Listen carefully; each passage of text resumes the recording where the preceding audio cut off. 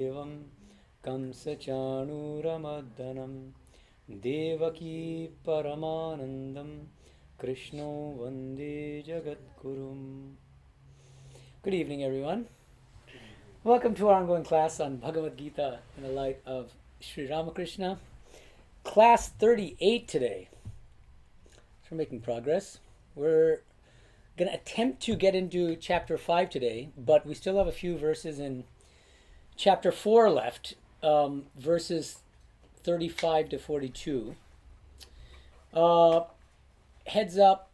Okay, so first of all, today we're going to be discussing verses 35 or 36 to 42 of chapter 4 of the Gita, and hopefully at least begin to discuss verses 1 through 6 of chapter 5 of the Gita, on which the study questions for today were based. And we're going to be discussing chapter 20, called Equality and Knowledge, from Sri Aurobindo's Essays in the Gita. It was a challenging chapter, and it's also partly a little confusing, I would say, because he's combining his commentary on the last few verses of chapter 4 with his commentary on the first few verses of chapter 5, because I think he sees similarity in concepts to some extent, but I also think that it led to some confusion and difficulties. So we'll talk about some of that. That's part of the point of this Jnana versus Sankhya stuff. We'll get to that in a second. It was a big assignment, but you guys really rose to the occasion. I'm very impressed with all of you. Swami Tapasyananda's commentary on verses 5.1 to 5.6 of Bhagavad Gita, from his book Srimad Bhagavad Gita, The Scripture of Mankind, because a lot of the study questions were comparative, comparing Sri Aurobindo with Swami Tapasyananda, with Shankara, and so on. Okay, heads up for the next two classes. February classes are the following. Monday, our next class is Monday, February 10th at 7:30 p.m. Why Monday again? Sunday. Because of scheduling issues, like Brahmananda Puja is the second, and then the next one I think I'm in Trabuco. I mean, there's all these reasons why. So, I'm going to Tucson one weekend too. So anyway, Monday, February 10th, 7:30 p.m. But you'll be happy to know, no extra homework or assignment, because we're going to continue with this chapter that we're going to be discussing today. Because this chapter covers a lot of ground. It goes all the way up to verse, I think, 19 of chapter 5. So we're not going to read more of Sri Aurobindo's Essays in the Gita for a while, okay? And then the next to next class will be held on Sunday, February 23rd at 9:30 a.m. That's our usual time. And I have a Sunday talk that day called Who Do We Become? Okay, so you can get the double header. Okay, so let's get into it.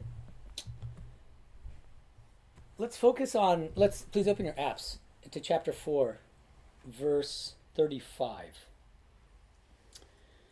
Let me get to it too.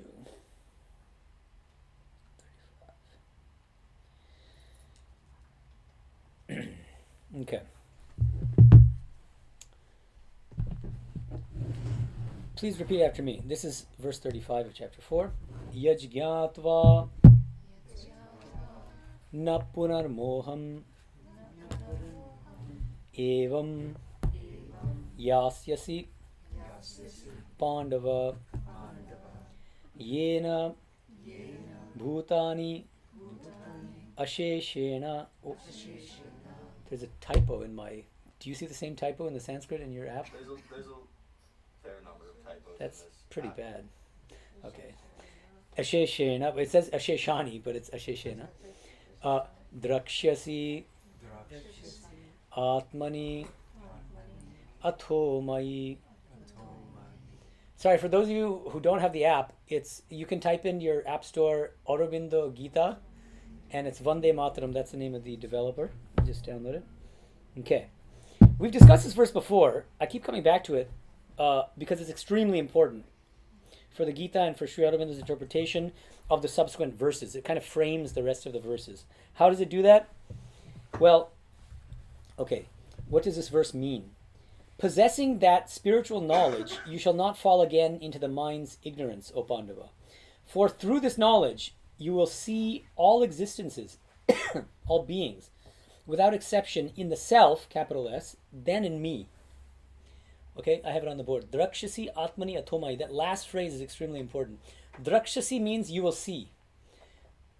And then in the previous part of it, which I don't write on the board, Bhutani means all beings. You'll see all beings. Atmani, first. So it implies a kind of sequence. This is how Sri Aurobindo interprets it. What will you'll see the all beings first in the self, and then secondly in Krishna, the divine Purushottama. The self is the impersonal, non-dual self. Very much akin to classical Advaita Vedanta. The me is the impersonal, personal, infinite Purushottama, the divine Purushottama. I'm using the term from chapter 15 of the Gita. And so, what does this neatly map onto? Seeing all beings in the self would be Sri Ramakrishna's jnana, what Sri Ramakrishna used to call jnana, knowledge of the Atman, non-dual Atman. And then in me, knowledge of the Purushottama is Sri Ramakrishna's vijnana, what he calls vijnana, right?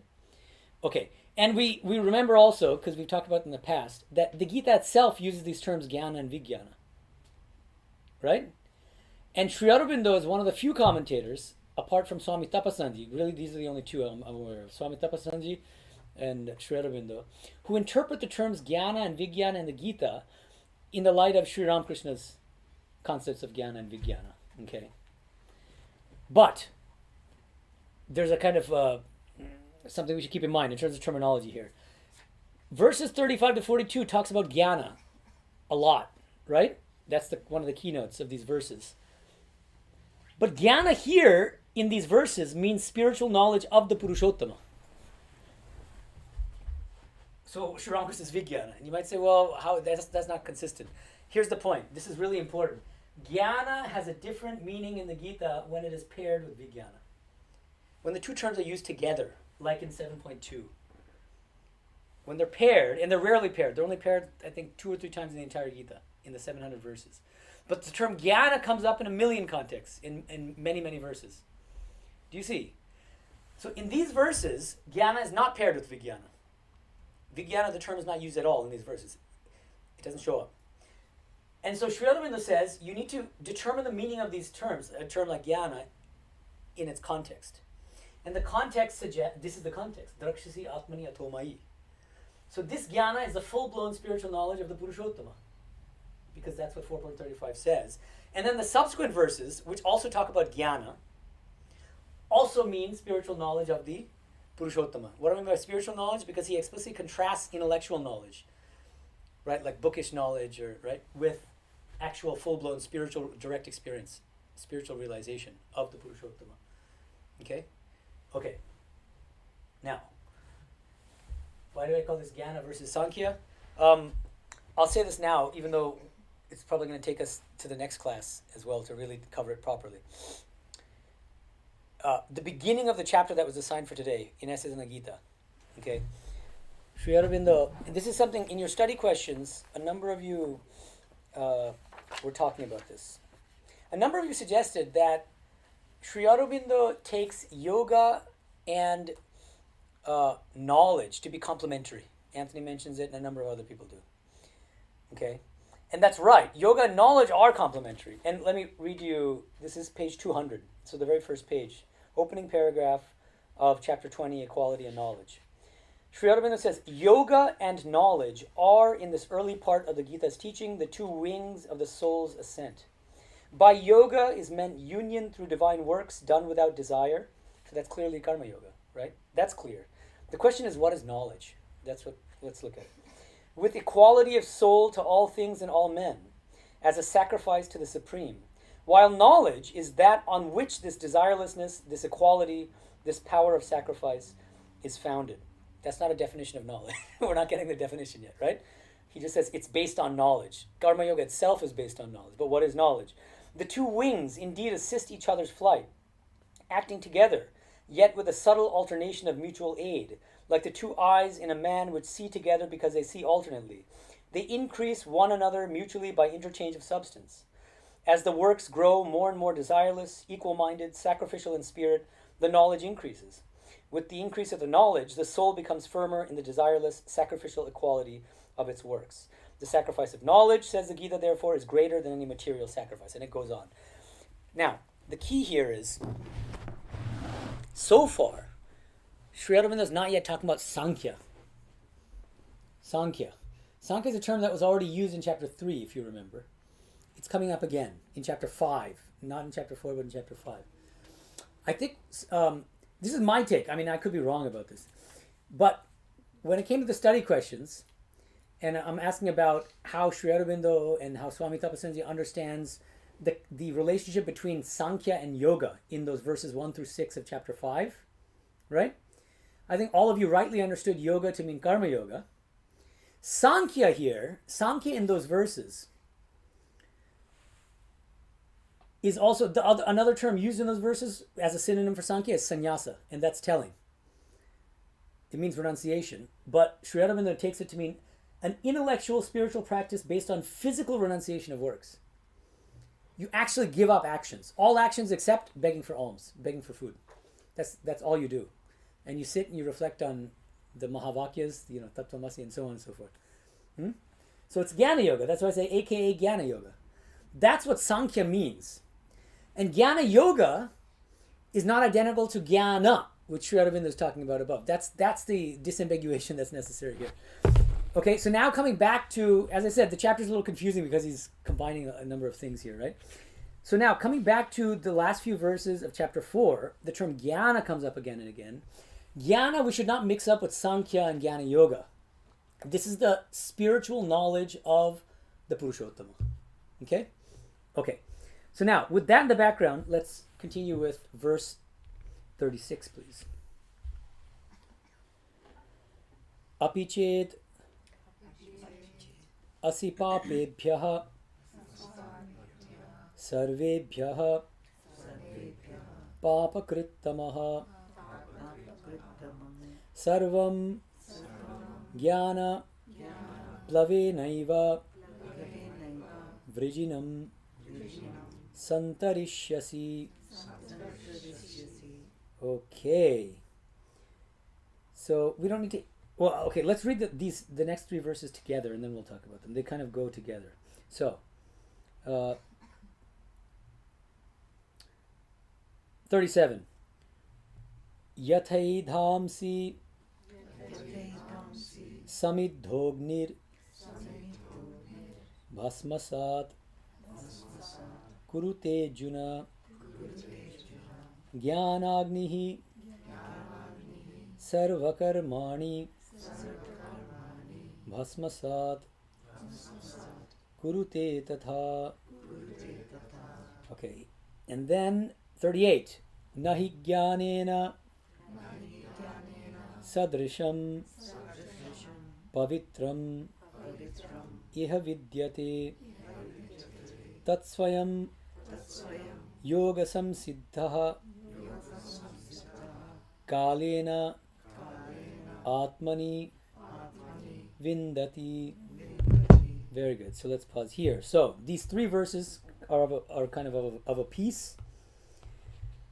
Okay, the term jnana comes up again and again, and jnana is being praised in a very effusive way. Even if you're the worst possible sinner, if you attain this spiritual knowledge, you will be liberated from all sins. There will be no problem. There's a metaphor of a ship being used. That ship of knowledge will take you across this ocean of samsara and all these sins that we've ever done in all of our past lives. Now, Swami Tapasyananda has an interesting commentary on verses 36 to 38, which I want to read out to you. This is page 143 of his book, note 13. Okay. Tapasyananda says, these verses are highly suggestive in their meaning and give the answer to any doubt as to whether the so-called spiritual awakening might be a purely subjective feeling without any reality value. This is very interesting. I mean, this is a highly original interpretation of these verses, 35 to 38. He's saying, look, the Gita and other scriptures are talking all the time about spiritual experiences. Knowledge of Brahman, knowledge of Atman, knowledge of God. How in the world do we know that it's a, philosophers call this, how do we know it's a veridical experience? What veridical means is, how do we know that that experience is not just a subjective hallucination? How do we know that it's actually giving us knowledge of an objective reality, something out there, something that's not just in our mind, but something that, right, that we're making experiential contact with something outside of us. How do we know that? And Tapasyananda says these verses explain why spiritual experience is not just a subjective experience, but is actually veridical. Okay, so let's continue. He says he's basically he thinks these verses are laying out criteria for determining whether a spiritual experience is a genuine one, a veridical one, or whether it's just a subjective one. Right? They're like tests you can run on the experience. He says, this unitive experience swallows up the distinction between the subject and the object in one all-comprehensive understanding, resulting in a permanent transformation of consciousness in its sweep and depth. So a permanent transformation of consciousness. This is something that Swami Vivekananda also emphasized. If you really go into a state of nirvikalpa samadhi, you come back a saint, even if you went into it an ordinary soul. It should be transformative in some way, and that's a test. Some people say that they've had very high spiritual experiences, but then you look at them and you're like, oh, it's not that inspiring. Okay. He gives an analogy which I'm going to skip. Then he says, and this, I think he's actually like thinking of specific verses. He says, the other consequences that result from this spiritual awakening, affecting the enrichment of the knower's consciousness, are one, the effect of the transformation is permanent, and one will never again fall into delusion, leading to fear and suffering. What is he thinking of? Verse 35, right? Because it says, you never again fall back into delusion when you attain this knowledge. 2, just as an awakened man is absolutely free from the effects of the actions of the dream ego, that's his analogy that he mentions earlier, so the knowing one gets an enlightened and purified ego that is free from the imperfections, obsessions, and sinfulness of the ego of ignorance. Which verse is he thinking of? 36. You cross over all sin by riding on the ship of knowledge, right? Then he continues, the erstwhile fool becomes wise, and the sinner a saint. As stated in the next verse, so now he's thinking of verse 37, jnana is like a fire which burns up all rubbish and purifies everything. That's verse 37, right? It would be seen, now he adds another really interesting point, it would be seen that psychic powers, siddhis, which popular imagination associates with saintly personages, are not, according to the Gita, a sign of enlightenment or a necessary accompaniment. So again, a very creative interpretation of verse 37. He's saying that when Krishna is saying, as a fire kindled turns to ashes its fuel, O Arjuna, so the fire of knowledge turns all works to ashes. He's doing this creative interpretation, saying that this can also be taken to mean that this, if you have true spiritual experience, you're going to find that all these siddhis just become meaningless. There's a very, Sri Ramakrishna will sometimes use very graphic language to describe things. So one time, Hajra or Hriday, Hajra or Hriday? Now I'm confusing which one it was. Anyway, one of those two kept pressing him and saying, why don't you pray to the Divine Mother for some siddhis, some psychic powers? And he's like, no, I'm not interested. He keeps pestering him. Finally, he succumbs, and he asks for some siddhis. And the moment it came to his mind to ask for these siddhis, before he even asked for them, Divine Mother gave him a pretty terrifying spiritual experience. I don't know if you call it a spiritual experience. It's like a nightmare of a middle-aged prostitute having diarrhea. Okay, none of you know this. Okay, all right. So anyway, that's it. The point is supposed to be gross, right? The idea is that siddhis are like that. That's the idea. And I think Tapasyananda is saying the same thing, basically. Okay. Now. Okay. Okay, I want to mention a few more things here.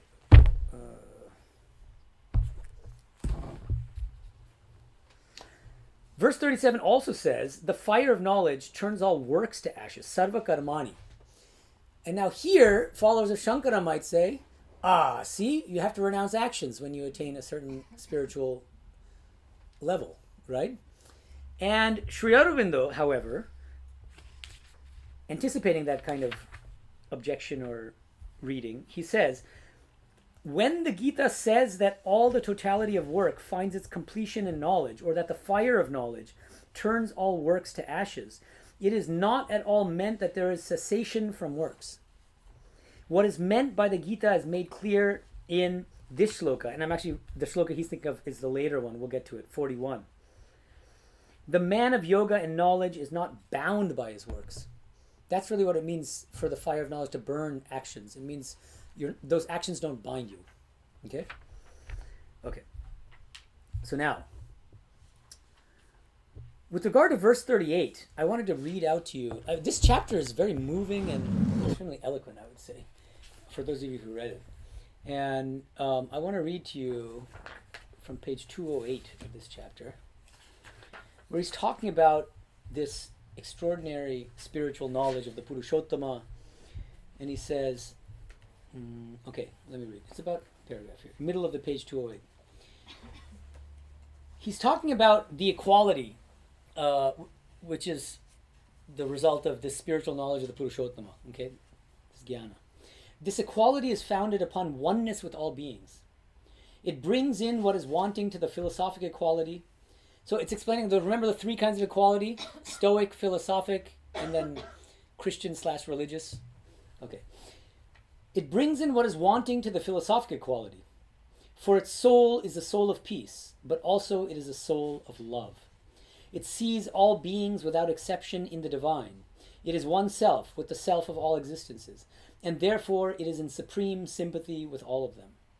Without exception, asheshena, not only with all that is good and fair and pleases, nothing and no one, however vile, fallen, criminal, repellent in appearance, can be excluded from this universal, this whole-souled sympathy and spiritual oneness. Here there is no room not merely for hatred or anger or uncharitableness, but for aloofness, disdain, or any petty pride of superiority. A divine compassion for the ignorance of the struggling mind. A divine will to pour forth on it all light and power and happiness there will be indeed for the apparent man. But for the divine soul within him, there will be more. There will be adoration and love.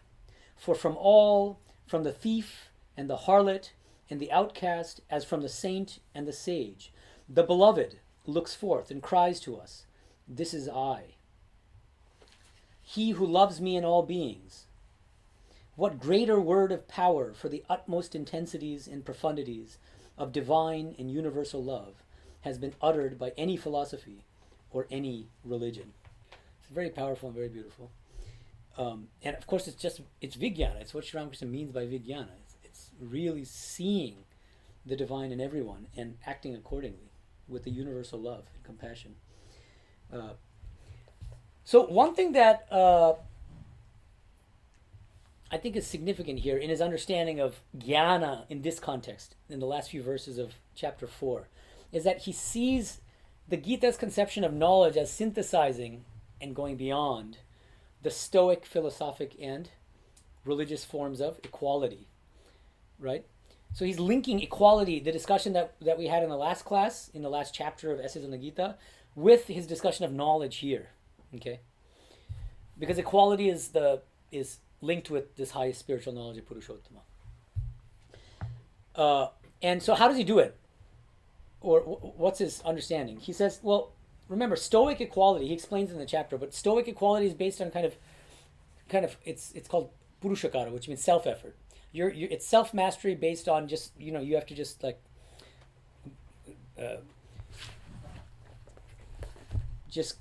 what's the way he puts it exactly? Constant vigilance and control. Yeah, and what's the other word? Natural rebellions. So he says this is the bottom of 206. The Stoic knowledge is that of the soul's power of self-mastery by fortitude, an equality attained by a struggle with one's nature, maintained by a constant vigilance and control against its natural rebellions, right, and so on and so forth. What Sri Aurobindo thinks that this highest spiritual knowledge adds is what he says. He says it's the true freedom of mastery, which doesn't depend on your own fallible capacity for self-control. It's true freedom of mastery attained by union with God, by union with the Purushottama. So there's a strong bhakti dimension here, and you feel united with the divine. And then the philosophic equality, if you remember from the last discussion, is really based on kind of like taking a step back from everything, being aloof, being indifferent. And he says it accepts it. The Gita's conception of knowledge accepts it, but it's a higher indifference based on the oneness of all beings and based on the soul of love. That's what we just read in this passage, right? So there's also a love for everybody. So you're not indifferent. There's a universal love. And then, this is one where some of you had questions about it. With respect to religious equality from the last chapter, where there's a kind of resignation to the divine will, he says that's great. And you also have this attitude of a servant. That's also good. Sri Ramakrishna will often praise the attitude of a servant. He says instead of having identify with the rascal ego, which is bhajjatami, you should identify with bhaktirami or shantanami. Bhaktirami means the eye of a devotee, right? Or even dasami, which means the eye of a servant. So there's nothing wrong with it. But Sri Aurobindo suggests that there's an even higher attitude to adopt. What is that? He says it's total surrender. And it's like Sri Ramakrishna's baby kitten, where you lose even the sense of doership. You lose the sense of agency. Right? So that's how I see. I think he says that the Gita's conception of knowledge goes beyond even the attitude of servant to one of just being an instrument of the divine, and surrendering all agency to the divine. Okay. Now let's continue. Verse 39. Please turn to verse 39. Please repeat after me.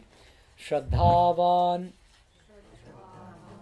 labate jnanam tatparaha sanyatendriyaha jnanam labha param shantim achirena adhigacchati. Okay.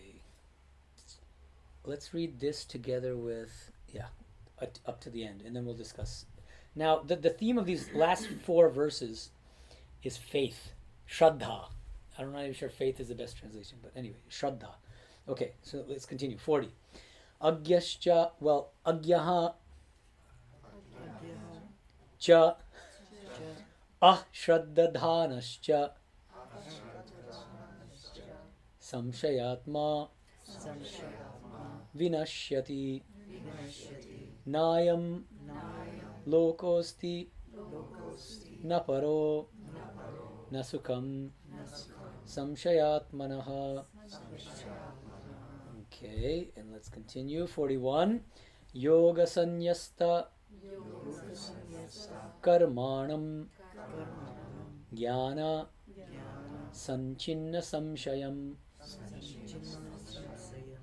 atmavantam na karmani nibadnanti dhananjaya. 42. Last verse of chapter 4. Tasmad ajnana sambhutam hritstham jnanasina atmanaha chitvainam samshayam yogam atishta uttishta bharata. All right, end of chapter 4. Okay, now back to 39. Shraddhavan, the person endowed with shraddha. It's a very beautiful term in Sanskrit, which does mean faith, but it is more than faith. Devotion to some, bhakti would be, but there's a devotion at least to a dedication to the path, to the practice. I think that's an important part of shraddha. Allegiance, sincerity, an ability and willingness to act on your convictions, right? Not just believing something, but actually acting on the basis of your beliefs. All this is implied in shraddha. Translating your beliefs into action, for instance. So that's part of what Sri Aurobindo and Swami Tapasyananda talk about in their discussion. They have very interesting discussions of faith. So let me first read you Swami Tapasyananda's take on it. This is page 144 of his book, note 14. This is his commentary on verse 39. He says, the 3 qualities absolutely necessary for progress in spiritual life are mentioned here. These are 1. Shraddha, or faith. 2. Ardent practice. 3. Control of the senses. Of these, the first alone needs some explanation. Shraddha, or faith with a capital, is not credulity and superstitious acceptance of unknown and unverifiable entities and claims of individuals. So it's not just gullibility. What is it?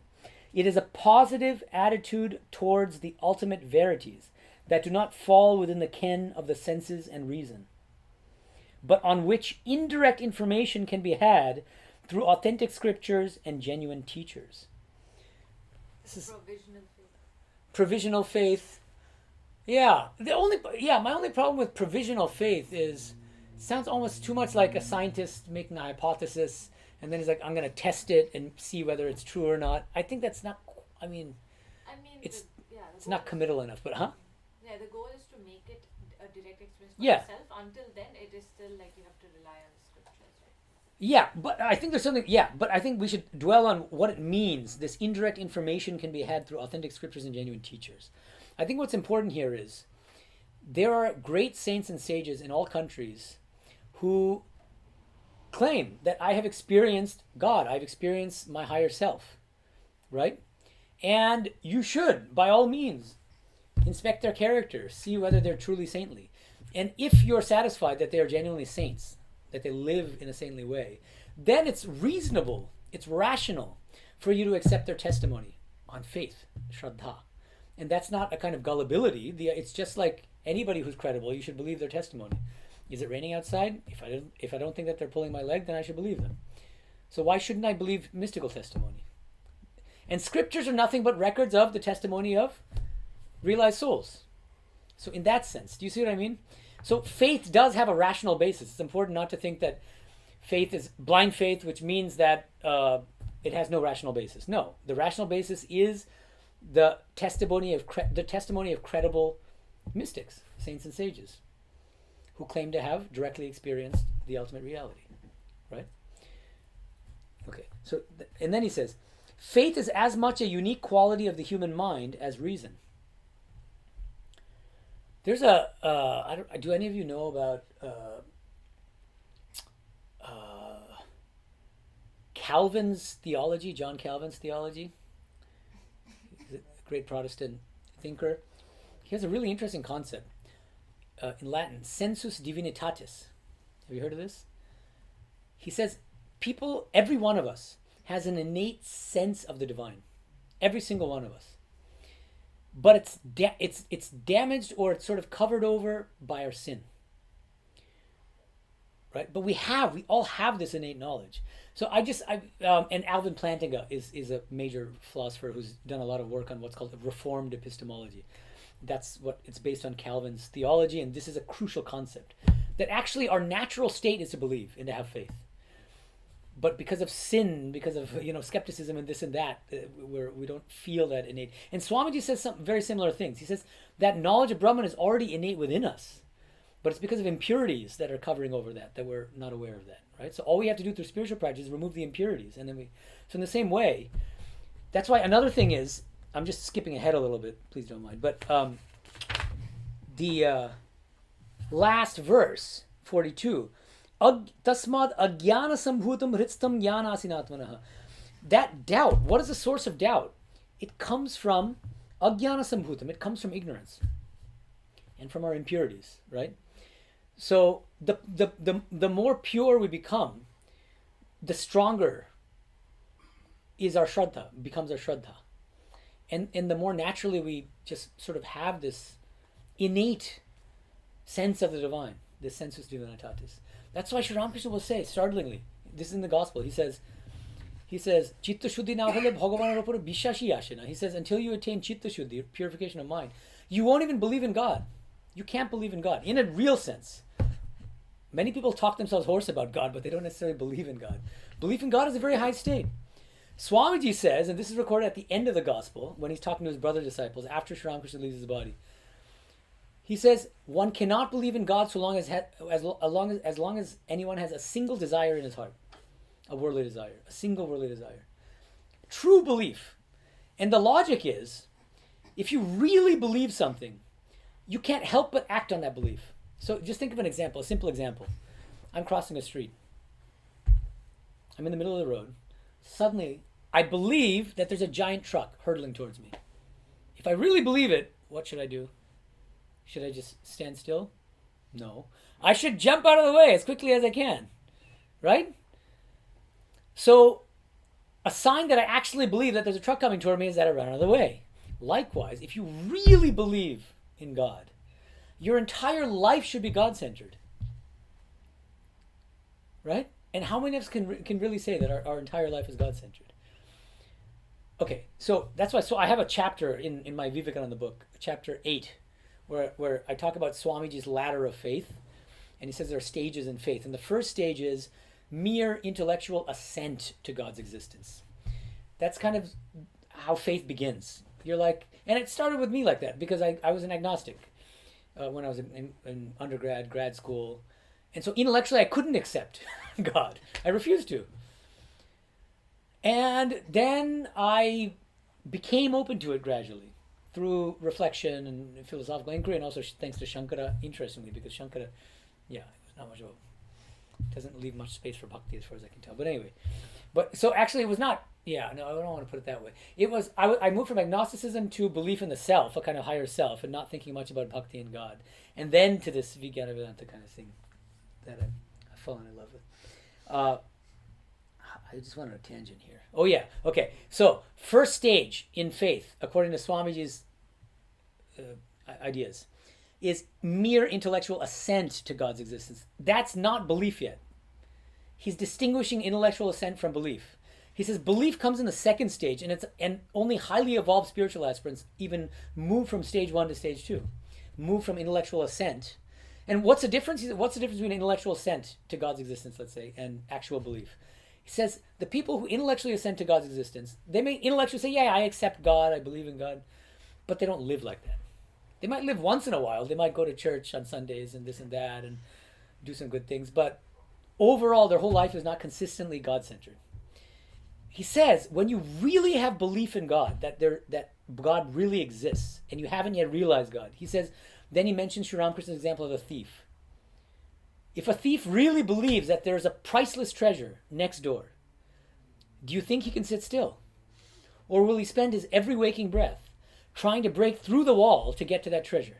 Swamiji says, likewise, if you really believe that God exists, you will not be able to rest. You'll be full of an intense longing to realize God. That's what Sri Ramakrishna calls vyakulata. Vyakulata. So that vyakulata is the real sign of whether you really believe, whether you really have shraddha. So the real test of the highest kind, of the fullest kind of shraddha, is this tremendous longing for the divine. Like Sri Ramakrishna had, he's about to slit his throat, literally, because Mother was not revealing herself to him. Right? And then the pinnacle of faith, stage 3 is what? You can guess, probably, even if you haven't read my work. What is it? Vidya. Well, yes, but realization, like direct realization. So intellectual assent, belief, accompanied with intense longing to realize the divine. And then the culmination of shraddha, faith, is direct experiential realization of the divine. Okay? So I think this is also, Tapasyananda has something similar in mind. Faith is not just intellectual assent, but it's genuine belief. And it's a rational belief based on the testimony of saints and sages, right? Okay. Let me keep reading. In the same way, faith develops in the right direction as the man's heart becomes purer and purer by sense control and aspiration to know the meaning of life. Impure minds full of hankerings of a lower nature will open themselves only to superstitious and degrading practices. So, for a pure and sincere mind, faith is the greatest support in spiritual life. It is the first and foremost quality of a pure mind, that it is automatically receptive to the true and the good, even with a partial understanding. Shraddha also means bhakti. So this is actually something, Bindu, you mentioned devotion. So Shraddha also, so bhakti is also built into Shraddha. Okay, so I think that's a nice way of putting it. And have I explained these verses yet? Not really, right? Okay, so let me just explain them. This is verse 39. Shraddhavan, we don't need to repeat this, sorry. Shraddhavan means one who is endowed with Shraddha. Sanyata Indriya Tatparaha. His senses are under control. And Tatparaha, whose mind is always concentrated on the divine. Jnanam Lavate. that person attains jnana, the knowledge of the Purushottama. Jnanam ladva, having attained that spiritual knowledge, achirena param shantim adhigachati. That person attains supreme peace, and very quickly as well. Okay, now 40. Agyaha, the ignorant person, ashraddhanaha, the person who lacks shraddha, cha samshaya atma cha vinashyati. This is the person who is tormented, racked with all sorts of doubts and skepticism. And what happens as a result? He perishes. Okay. Samshayatmanaha na ayam lokaha asti na paraha na sukham. So poor guy, poor doubter, because for this doubting soul, the samshayatmanaha, neither this world is going to be pleasant or happy for him, nor will he find happiness in the other world, in the beyond.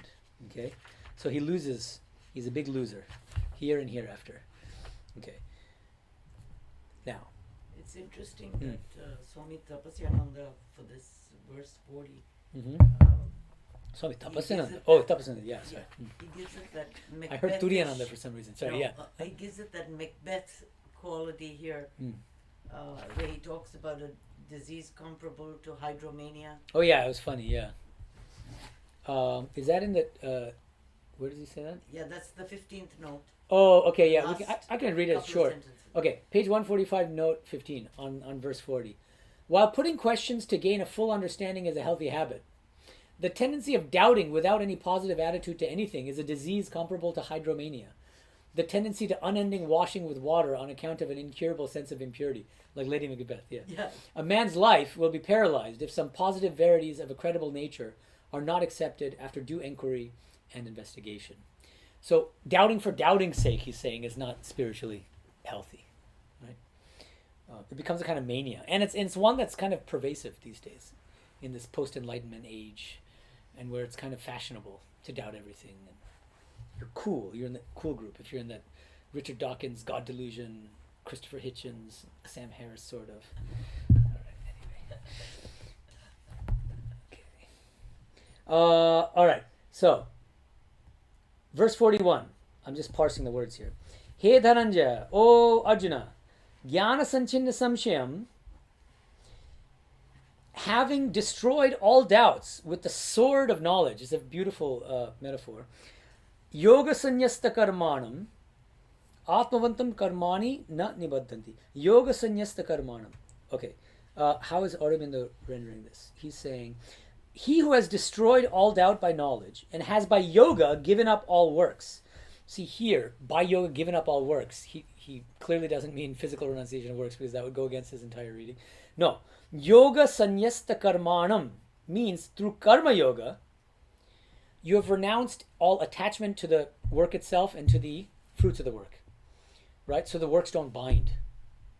Okay? That's the verse that I read that note 2 earlier. Do you remember? I'll read it again. Just when the Gita says that all the totality of work finds its completion in knowledge, or that the fire of knowledge turns all works to ashes, it is not at all meant that there is cessation from works. What is meant by the Gita is made clear in this shloka. This is the shloka, 41. The man of yoga and knowledge is not bound by his works. Because it says that in the very next line. Atmavantam, the person who is in possession of his self, so you have the higher knowledge of your higher self, is not bound by his works, O Arjuna. Right? Okay. So inner renunciation, this is a crucial theme. This is an important segue into chapter 5, because we're going to find in 5.3 the definition of the true sannyasi. The eternal sannyasi, the nitya sannyasi, is one who has inner renunciation. It's not about external renunciation, but about inner renunciation. And, okay, now let's wrap up the chapter before we move on to chapter 5. Verse 42. So, He Bharata, O Bharata, Arjuna, Tasmat, and there's a lot of typos here. Anyway, therefore, Tasmat means therefore. Agyana sambhutam hritstam enam atmanaha samshayam. Okay. I already told you the meaning of this, but it's the doubt that arises from ignorance, which eats away at the heart. It abides in the heart, but it's like it eats away at the core of your heart. It corrodes the heart. Jnana asina, with the sword of knowledge. Chitva, you slay that doubt, right? You destroy that doubt. Yogam atishta uttishta. You should practice yoga. And he's thinking of primarily karma yoga here, a kind of bhakti-oriented karma yoga. Uttishta, and get up, right? So it's very inspiring and telling us to get up and get to work, doing karma yoga and offering everything to the divine. Okay? All right, so that's the end of chapter 4. And I want to at least begin discussing chapter 5 and hopefully some of your study question responses. And we'll continue discussing the beginning of chapter 5 in our next class. Okay, so please now open chapter 5 in the app. Verse 1. Please repeat after me. Arjuna uvacha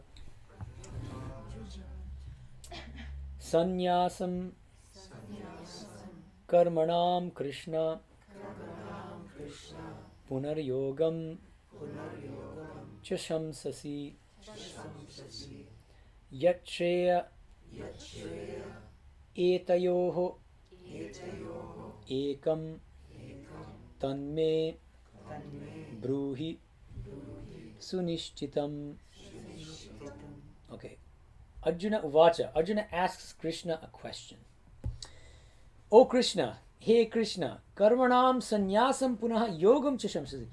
You're confusing me, Krishna, because sometimes you're praising the renunciation of actions, sannyasa, and other times, Punaha, Yogam Chashamsasi. But then the other times you're praising yoga, and by yoga he means what? Karma yoga, exactly. Okay. Itayoho, between these two, Yat ekam shreyaha tat me sunishchitam bruhi. Yat ekam, tell me, between these two, which one will lead me to the highest? Which is best? What does this remind us of? A similar question asked where? At what point in the Gita? Chapter 3. Exactly. Very beginning of chapter 3. Right? Because what does Arjuna say at the very beginning of chapter 3? He says, Jayasi chet karmanaste mata buddhi janadana tatkim karmani ghore mam niyosike shiva vyamishvene vakyena buddhi mosi metadekam vadanishchite. Elaborate answer. Apparently that doesn't work. so now Arjuna's back with a very similar question. So it's kind of the same question, or at least very similar. At least that's how most people read it. Sri Aurobindo takes it that way. He needs further clarification on exactly what is the relation between Sankhya, which means Jnana Yoga, and Karma Yoga. And who should engage in which of these paths, and why, and is one better than the other, preferable to the other, and if so, why? All this. That's really what this question is about. Now, and notice, sannyasam karmanam, right? So this is what Sri Aurobindo means by Sankhya, or this is how he interprets Sankhya in the Gita. Physical renunciation of works. Okay, that's really crucial. It's the actual giving up of actions. Except for begging, right? There's always and even other things like breathing and, mental activities will go on. That's also karma. But those things will go on because you have to use that. You have to use your mind to do your Jnana Yoga practice, to reflect on your true nature as the Atman and all these things, right? Okay. But other actions like serving others and cooking and all these things, you don't do it. Okay? Okay. So now, let's see how Sri Bhagavan answers. Krishna answers. Let's look at verse 2. Sri Bhagavan uvacha Sanyasaha Karma Yogascha Nishe. Okay, this is a little bit of a tongue twister. Nihishresakarabhubhau. Good. Tayostu Karma Sanyasat Karma Yogo Vishishyate. All right. This is one of those places. There's another coming up, but much later, chapter 12, very beginning. Arjuna asks a really interesting question. Who is superior? The one who meditates on the impersonal absolute, the Akshara, or the one who worships you, O Krishna? And Krishna gives what seems to be a direct answer, and Shankara does this impressive gold medal gymnastics act where he makes the Krishna's answer say the opposite of what he actually says, or at least that's arguably. So I think something similar is happening here. And a lot of you agreed in your study question responses when I asked, do you find Swami Tapasyananda's criticisms of the classical Advaitic, the Kevala Advaitic interpretation of these verses plausible? Why or why not? And most of you, I don't think any of you were defending classical Advaita here. And Shankara's text torturing, that's a term used by Swami Vivekananda, don't shoot the messenger. It begins with verse 2 here, I would say. Why? Because let's look at the word sannyasa. Oh, actually, let me first do an anvaya. Let's just explain the verse, the word by word meaning, and then we'll talk about it. So Sri Bhagavanuvacha, Krishna answers as follows. Sannyasaha, physical renunciation of actions. Okay? And karma yogaha, karma yoga. Ubhau, both of them, nishikasarabhubhau, which means both of them lead to the highest good. Both of them are good. Tayoho, however, tu means however, and tayoho means between these two, karma yoga and jnana yoga, aka sankhya, or aka karma sannyasa. Karma sannyasat, karma yogaha vishishyate. Karma yoga is superior to, is preferable to karma sannyasa, renunciation of actions, aka sankhya or jnana yoga. He says it very clearly. And so if you just take it at face value, Arjuna is asking a simple question. Of these two, karma yoga and jnana yoga, which is superior? Which one is preferable? Krishna says, let me tell you, let me give you a direct answer. Both of them are good. Both can lead to the highest. But karma yoga is better than jnana yoga. And now what does Shankara do? The word sannyasa. He says, you might think that sannyasa here means jnana yoga, sankhya, right? Because it's used in that way. He himself admits in other verses that's what sannyasa means. But he says that would be a mistake. He says sannyasa means mere renunciation of actions without spiritual knowledge and without being eligible to practice jnana yoga, without having sufficient purity of mind, without being sufficiently spiritually evolved. So it's being lazy, basically, like just giving up actions and telling yourself you're eligible for jnana yoga, but when in fact you're not. So this is the malady of many neo-Advaitins, so-called neo-Advaitins, people who spiritual bypassing and bypassing of eligibility requirements, and just thinking that, just by telling yourself that you're the Atman or telling other people, and becoming a YouTube guru, that's enough to realize the Atman. I tell this story a lot, so you've probably heard of it. But when I was, just before joining the order, I was in India. I did a 6-month pilgrimage, and I made a stop over in Kodaikanal in Tamil Nadu, a hill station. Have you been? Oh yeah. Oh, okay, you know it very well. So Childhood. okay, there you go. So it's a beautiful place. My goodness, breathtaking. Gorgeous. My family has homes there. Incredible. So anyway, I walk into a bakery, and I'm wearing white, this kind of clothes, but in white. And the woman who seemed to own this bakery, she looked at me and goes, "Oh, what do you plan to do?" I said, "I'm going to join the Ramakrishna mission, be a sannyasi." She goes, "Oh, must be a long process." I said, "Yeah, it's like 9-10 years." She goes, "Why go to all that trouble? You see, I'm a follower of Ramana Maharshi, and he taught us to dive into the Atman. So why don't you just dive into the Atman?" So this is an example of you give up, but she's running a bakery, so I don't know. But anyway. Anywho, okay. So tayoho tu karma sannyasa karma yoga vishyate. So the direct answer seems to be pretty clearly that karma yoga is superior to sankhya, or this intellectual practice based on physical renunciation of works. What does Shankara do? He says sannyasa here doesn't mean sankhya; it means the mere renunciation of actions, but of someone who's actually not eligible to practice jnana yoga. Are you following? Okay, and why? Like, do you guys find that plausible? Why or why not? Anyone? You nodded your head. I can't tell. Yeah, I find that plausible. You do find it. So tell me why. Or tell us why.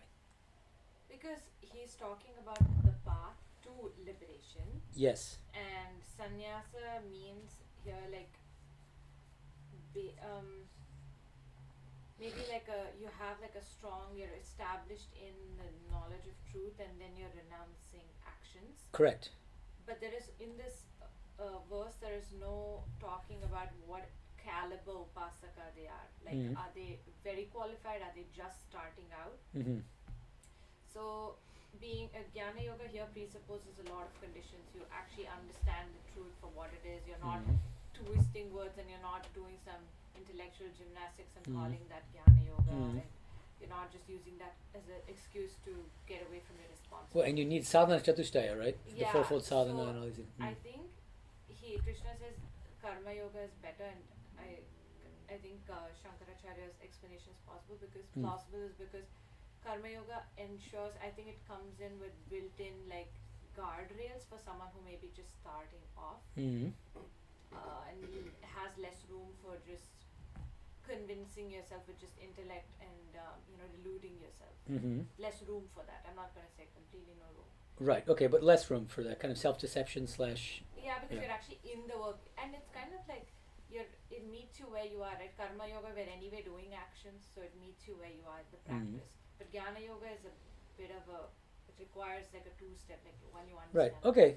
Maybe also Well, because of the context, Mm. because Arjuna wanted to become a sannyasi and wanted to escape from his Yeah. duty.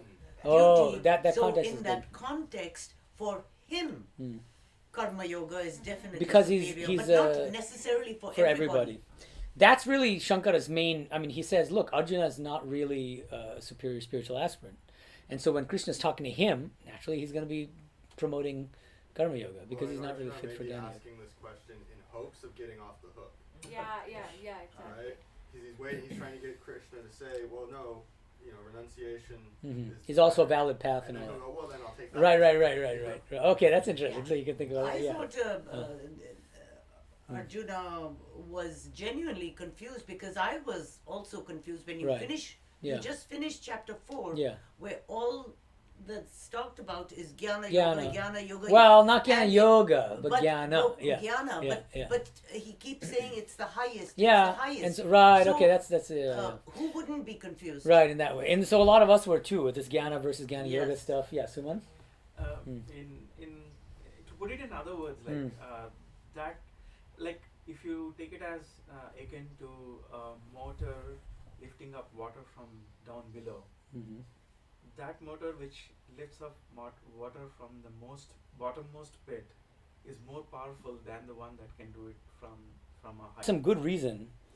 When you see a term come up in the Gita, like in one verse after another, it's reasonable to take it to have the same meaning. Unless, like in the course of 2 verses, it would be implausible to think that the same term means something very different, unless there's some good reason to believe that based on context.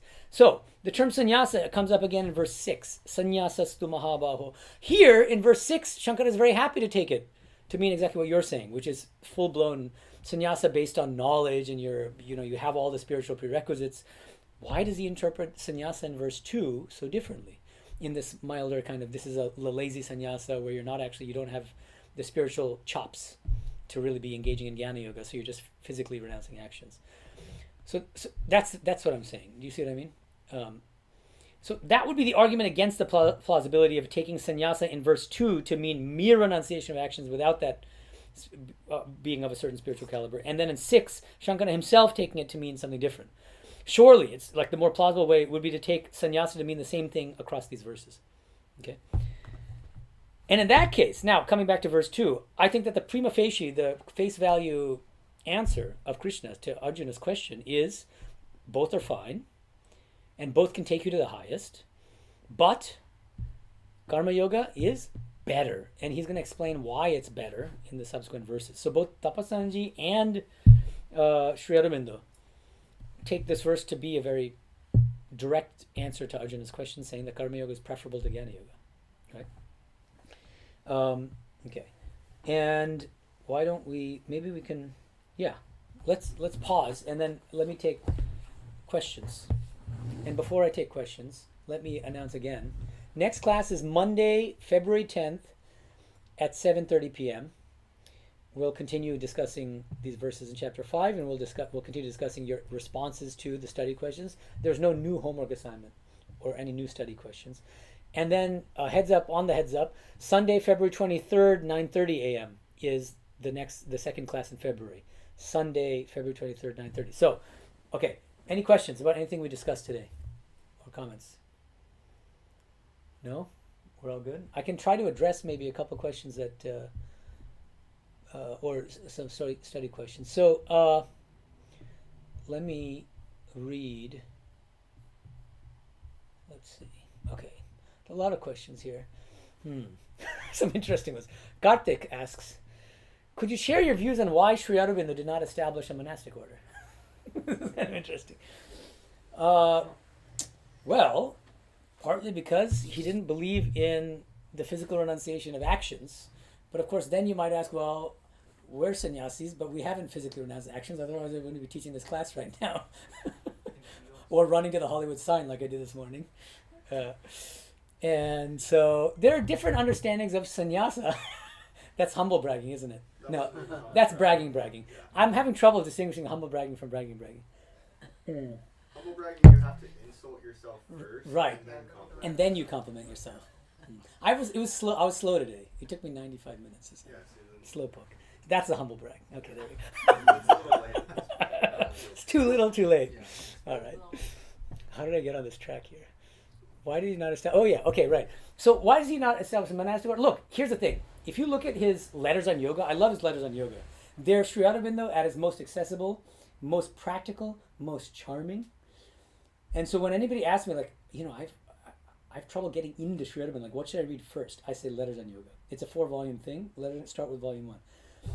They're incredibly, I don't know, they're almost moving because he gets these questions from extremely mediocre spiritual aspirants, often, I mean, not always, asking extraordinarily mundane questions about spiritual life, like, is it okay to masturbate, for instance?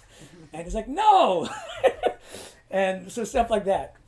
And in the course of there's like 200 pages almost on desire and like sex and these kinds of things, and people asking them these kinds of questions, like and he says, and there are people trying to get away with sort of like subtle indulgences, like, look, there's no physical act, but I'm just friends with her, and like this and that, and like stuff like that. And he basically says no form of indulgence of that sort is compatible with spiritual life. So he's extremely strict about brahmacharya. Not that you can't be friends with the opposite sex, that's not what he's saying. But if there's some kind of unhealthy codependence or there's some kind of emotional attachment on either side, then that's already problematic. So he was absolutely emphatic about the need for brahmacharya, absolute purity in thought, word, and deed. He didn't budge on that. So it's not like his ideal of purity was it was lower than that upheld by sannyasis, for instance, in the Ramakrishna order or any other order. That's important to keep in mind. So why didn't he establish a monastic order? Lord knows. But the point is, he strongly insisted on the need for purity. Poverty, are we poor in the traditional sense? Probably not. But the idea is not to have acquisitiveness, not to be possessive, not to have attachment toward your possessions, right? That's the basic idea. And obviously not drawing a salary, but that's equally true of the ashramites in the Aurobindo ashrama, right? Maybe because he himself was a householder. Householder, I wouldn't call him a householder. Was Sri Ramakrishna a householder? He was married, but he wasn't a householder, right? Right, I don't know. Yeah, so Sri Aurobindo was not married. He was. No, he wasn't. He had a female companion to whom he was not. Oh, he was married to Mrinalini Devi, of course.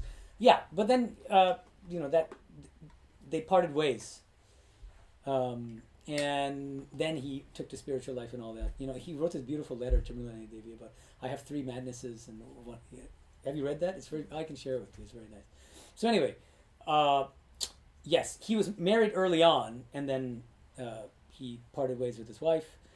And so yes, okay. But anyway, so he didn't establish a monastic order, but he insisted on very similar principles for spiritual aspirants in his ashrama. That's what I wanted to emphasize. I think one unfortunate consequence, to be honest, of not having established a monastic order in Aurobindo ashrama is that there isn't a clear, I don't know what to call it, lineage and a kind of succession to carry on the message. And Because I've been there many times, and it just feels a little bit like just like a bunch of different people, and there's no real sense of coherence and unity there. Where is this? I'm not criticizing the ashrama, but it's just Aurobindo. no, not Auroville, but Pondicherry? Aurobindo Ashrama in Pondicherry. Yeah, I'm going again in March. Okay. Karthik also asks, Swami Tapasyananda questions the end state of Brahman, putting a question mark. Oh, okay, this is actually more. I'll address this next time. Actually, a lot of these questions are sort of more relating to next week's. Let me mention this. Don Salmon, this guy with this great name, Don Salmon. He says, I know you've asked people not to put their answers to the questions in the YouTube comments. I don't think I ever said that, by the way. I mean, we have this whole system where we have you submit online forms on the Google, fill out the Google forms. But that's for the convenience of, for the class. But you can feel free to put your answers on the YouTube comments as well if you want. That's okay. But then he says, however, I'd love to see participants communicating with each other on the days in between your presentations. If you ever felt like suggesting this to the group, I would guess that at least some might find it a helpful way to go still deeper into the Gita, and it would not require any extra work or time on your part.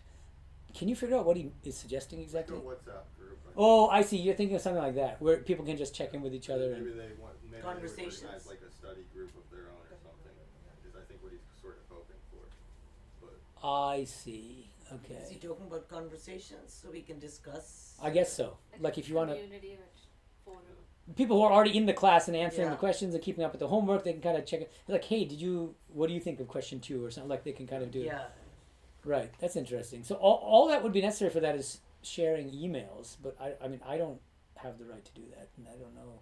I guess logistically it's a you little could complicated. put it as a question As a in the YouTube Google comment. forms. Oh, in the Google form itself. That's an Would you interesting like me idea. to share your Yeah. contact information. And anyone online can also add on the YouTube comments. Are you interested in participating in a kind of forum, an online forum, a WhatsApp group or something where you... WhatsApp group might be much more convenient. WhatsApp group is probably the easiest way. Yeah. Or you could even I- probably just put like And, a submission link in the video descriptions. If you would like to join our group, submit your email address here. Oh, I see. What would that look? A Google form again? Is that the idea? Something like that? Okay. Okay. Let's try to figure that out, Suman. All right. Sounds good. Okay. Any last questions? No? So we'll continue discussing these opening verses of chapter 5 on what day again? What did I say? Monday, February 10th, 7:30 p.m. Thank you, everyone. Om Shanti Shanti Shanti Harihi Om Tat Sat Sri Ramakrishna Arpanamastu.